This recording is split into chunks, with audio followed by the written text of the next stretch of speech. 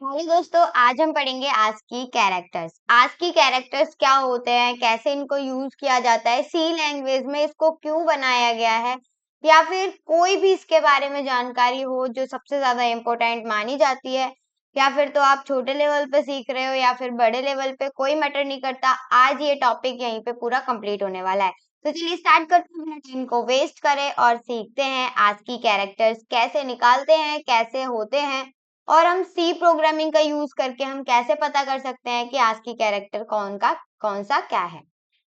तो चलिए स्टार्ट करते हैं। An ASCII character is an symbol. ये क्या होते हैं? सिंबल्स होते हैं डिफाइंड, जो डिफाइन किए गए हैं आस्की वर्ड से, जिसको हम American standard code for information interchange कहते हैं। देखो, आस्की अगर मैं बिल्कुल बोलूं तो आस्की क्या है? आस्की की फुल फॉर्म होती है American standard code for information interchange. इसका इसका जो नाम है, इसी अब इसके जो इसने अपना नाम ले रखा है, इसी में अपना पूरा मतलब छिपा रखा है। एनकोडिंग सिस्टम, ये क्या है? एक एनकोडिंग सिस्टम है। ये एक जरिया है, वे है, तरीका है कंप्यूटर को टेक्स्ट क्या करने का, रिप्रेजेंट करने का। देखो, ये वाली बात आप सभी लोग भी जानते होंगे, अगर आपने कभी भी पहले भी कंप्यूटर की थोड़ी सी भी जानकारी ली है तो, कि हमारा जो कंप्यूटर होता है वो हमारी तरह टेक्स्ट भाषा नहीं समझता है। मतलब जो हमारी जो टेक्स्ट लैंग्वेज होती है वो नहीं समझता है। कंप्यूटर जो होता है वो बाइनरी लैंग्वेज को समझता है। बाइनरी लैंग्वेज कौन सी होती है? जो वन और जीरो की फॉर्म होती है। मतलब जीरो एंड वन की जो लैंग्वेज होती है, कंप्यूटर उस भाषा को समझता है, जिसे हम बाइनरी लैंग्वेज कहते हैं।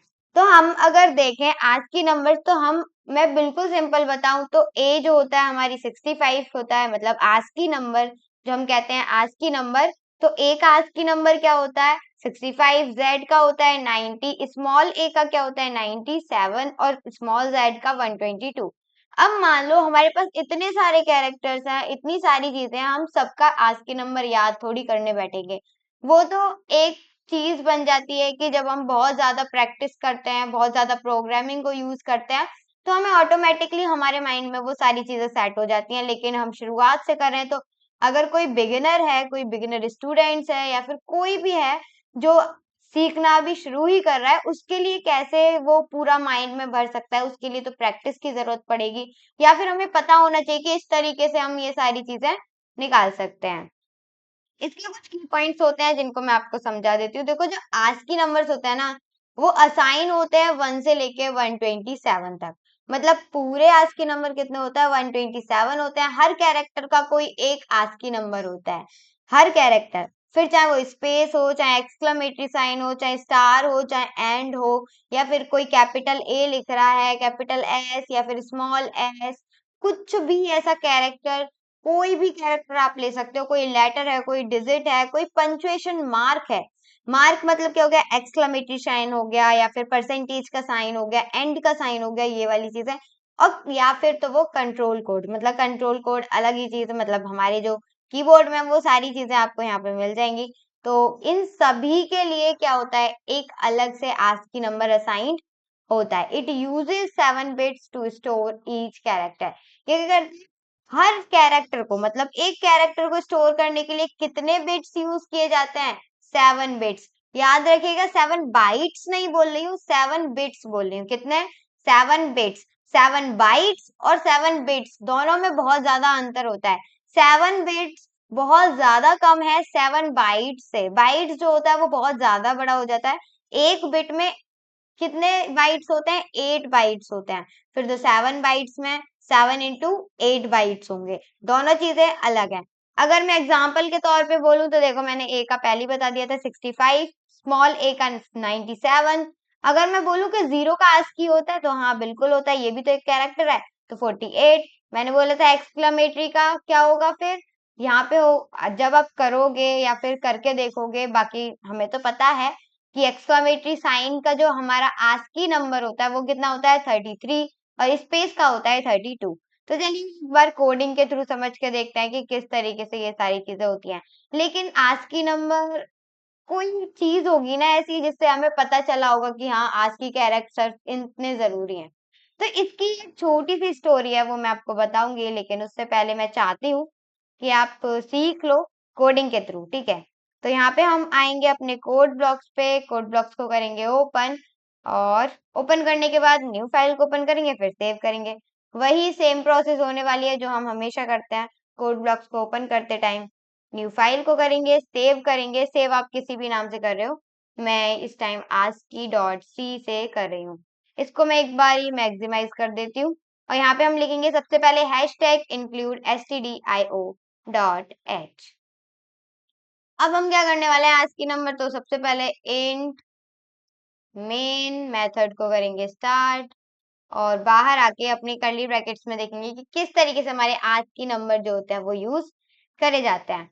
तो देखिए, अगर मैं बोलूं, अगर मैंने एक कोई भी कैरेक्टर लिया जिसका नाम मैं ए रख रही हूँ, और उसमें मैं क्या डाल रही हूँ, ए है मेरे पास एक कैरेक्टर है, या फिर आप ले सकते हो एक्स, और एक्स को मैं क्या दे रही हूँ, मैं यहाँ पे एक्स को कोई भी वैल्यू दे रही हूँ, मैं एक स्ट्रिंग दे रही हूँ, क्योंकि 4 है तो मैं इसमें स्मॉल ए पास कर रही हूँ। कितना, क्या पास कर रही हूँ, स्मॉल ए।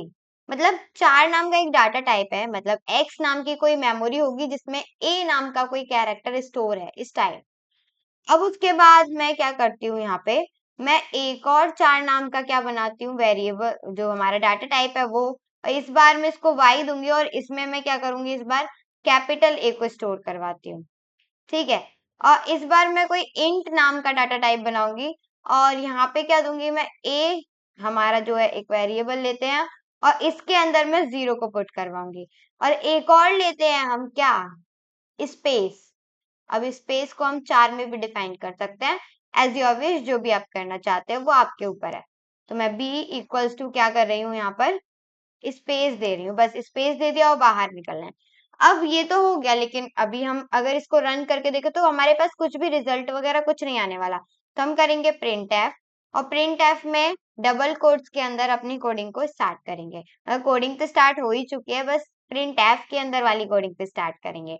तो यहाँ पे हम लिखेंगे x, या फिर हम बोल सकते हैं a इक्वल्स टू %। अब मैं क्या चाहती हूँ कि ये जो a है, स्मॉल a, ये हमें एक बारी क्या करें, इसका ASCII नंबर हमें बताए, तो इसको सिर्फ इतना करना है कि %c, ये क्या है, 4 नाम का डाटा टाइप है। अब ये 4 नाम का डाटा टाइप है, लेकिन मैं इसको क्या दूंगी, %d दूंगी, %c की जगह, क्योंकि मुझे इसका ASCII नंबर पता करना है। तो \n करते हैं, उसके बाद आगे आके कॉमा लगाएंगे, और यहाँ पे क्या प्रिंट करने वाले हैं, x को प्रिंट करने वाले हैं। बस इतना ही हमें काम करना था, सेमीकोलन। अब मैं इसको रन करवाऊं तो देखिएगा क्या आंसर आता है। देखो, स्मॉल a इक्वल्स टू 97, मतलब हमारा स्मॉल a का ASCII नंबर क्या होगा, ये यहाँ पर हमारा पुट होकर आ गया है। ये वाली चीज इसने डिफाइन कर दी। अब मैं ये जितनी भी सारी चीजें हैं, ये मैंने जो 4 चीजें लिखी हैं, सभी को एक तरीके से प्रिंट करवाऊंगी। तो प्रिंट एफ, और यहाँ पे a, जो हमारा a है, उसको मैं क्या करवाऊंगी, कैरेक्टर में करवाऊंगी। तो कैरेक्टर \n, और बाहर निकलकर इससे हम क्या करेंगे, कॉमा लगाएंगे, और यहाँ पे x को प्रिंट करवा रहे हैं, तो x को प्रिंट करवा देते हैं, नो प्रॉब्लम। बाहर आके सेमीकोलन। उसके बाद मैं फिर से प्रिंट एफ करवाऊंगी, और इस बार मैं क्या प्रिंट एफ करवाने वाली हूँ, इस बार मैं प्रिंट एफ करवाऊंगी ये जो हमारा कैपिटल ए है ना, इसका ASCII नंबर है। ठीक है, तो मैं इस तरीके से ना लिख के डायरेक्टली आपको पता चली जाए, मतलब प्रिंट तो हो ही जाएगा ए, अगर मैं कैरेक्टर सी का यूज करूंगी तो, लेकिन मैं सिर्फ ASCII नंबर इस बार पुट करवाऊंगी। तो मैं यहाँ पे लिख देती हूँ a इक्वल्स टू क्या, %d, परसेंटाइल डी, या फिर आप बाहर आके अंदर आके \n लगाइए। फिर उसके बाद टैब से या फिर किसी भी मतलब एरोस की मदद से भी बाहर आ सकते हो। उसके बाद y हम यहाँ पर पुट कर देंगे, सेमीकोलन, अपने जो कोड है, अपनी जो लाइन है उसको फिनिश करेंगे। उसके बाद फिर से प्रिंट एफ लिखते हैं, क्योंकि हमारे पास अभी और भी बहुत सारे कैरेक्टर्स हैं, तो हमें उनका भी यूज करना है। इस बार मैं करूंगी ए की वैल्यू को पुट, किसको, ए की वैल्यू को पुट। ठीक है, तो इस बार हम करेंगे a equals to percentile D. तो अगर मैं परसेंटाइल डी का यहाँ पे यूज कर रही हूँ, तो बहुत ही सिंपल सी बात है कि यहाँ पे क्या होगा, नॉर्मल जो हमारा 0 है वही पुट होकर आएगा, क्योंकि हम परसेंटाइल डी कर रहे हैं। और अगर मैं सी का यूज करूंगी, कैरेक्टर मतलब कैरेक्टर वाले का, तो हमारा क्या निकल के आएगा, कुछ भी नहीं आएगा, सिर्फ खाली स्पेस दिखा देगा। ठीक है, मतलब वो रन होगा ही नहीं। उसके बाद प्रिंट एफ करवाते हैं, और यहाँ पे बी की जो वैल्यू है उसको देखते हैं। ठीक है, इस बार मैं थोड़ा सा अलग करूंगी। देखो अब हम क्या कर रहे हैं, b की वैल्यू को कर रहे हैं b इक्वल्स टू %d, बाहर आते हैं और उसके बाद यहाँ पे b को हम पुट करवाते हैं, उसके बाद हम प्रिंट एफ करवाएंगे और यहाँ पे लिखेंगे b इक्वल्स टू %c। इस बार मैं कैरेक्टर ले रही हूँ, नॉट अ %d, मतलब इस बार मैं कैरेक्टर वाला लूंगी फॉर्मेट, ना कि कौन सा वाला लूंगी, डेसिमल, सॉरी, जो हमारा इंटीजर टाइप का है जो फॉर्मेट, उसको नहीं लेंगे। परसेंटाइल डी लगा देंगे, उसके बाद परसेंटाइल सी लगाएंगे और बैकस्लैश n लगाकर अपनी कोडिंग को फिनिश कर कर, और लास्ट में हमारा सेमी कॉलन ले रहा है तो सेमी कॉलन लगाओ और फिर इसको रन करवाओ। अब देखो ए क्या आ रहा है यहाँ पे, 97। मैंने पहले किया था %d, तो इसका आस्की नंबर आ गया। फिर a इक्वल्स टू a दिखा दिया क्योंकि मैंने %c लिखा था। परसेंटाइल c लिखने के बाद क्या आता है, परसेंटाइल c लिखने के बाद जो नॉर्मल कैरेक्टर आपने प्रिंट करवाया वही प्रिंट हो जाता है। उसके बाद मैंने कैपिटल A का आस्की नंबर प्रिंट करवाया परसेंटाइल d से। उसके बाद मैंने क्या किया है, a को इंटीजर टाइप में प्रिंट करवा दिया। अगर मैं परसेंटाइल c के साथ प्रिंट करवाती तो खाली स्पेस आ जाता, कुछ भी प्रिंट होता ही नहीं, क्योंकि जो भी हमने जो भी प्रिंट करवाया है उसको हमने कैरेक्टर साइड में दिया ही नहीं है। ठीक है, उसके बाद हमारा आ रहा है बी। तो बी में मैंने क्या दिया था, स्पेस दिया था, जिसमें मैंने सबसे पहले परसेंटाइल डी फॉर्मेट का यूज किया, उसके बाद परसेंटाइल सी फॉर्मेट का यूज किया।